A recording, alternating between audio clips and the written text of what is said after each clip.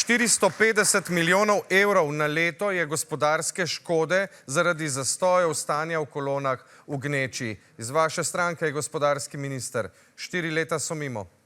Ja, zdaj kot prvo je treba si priznati, da je to še en test, na katerem je vsaka vlada padla. V resnici je padla, ker tu se zelo strinjam, pa ne zaradi kolegice Bratušek, da se razumemo. Padla je celostno, ker se nismo znali dolgoročno zmeniti. Osebno sem tudi dnevni imigrant. Vozim se iz Pirana v Ljubljano in sem deležna teh kolon in vem, kako je presedeti ure in ure v avtomobilu in čakati, da prideš do cilja, ne vedoč, kdaj boš prišel in vem, kakšne izgube so. In s čim niste zadovoljni?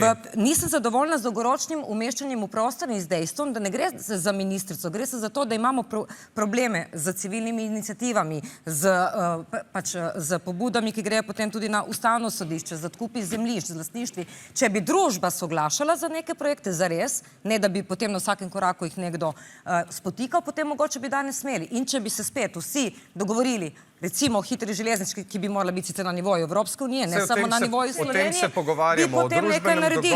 Tako pa greste na Kitajsko in boste videli, kako... Zakon o razvoju Slovenije to reši. Ja, ja. Samo še prosim,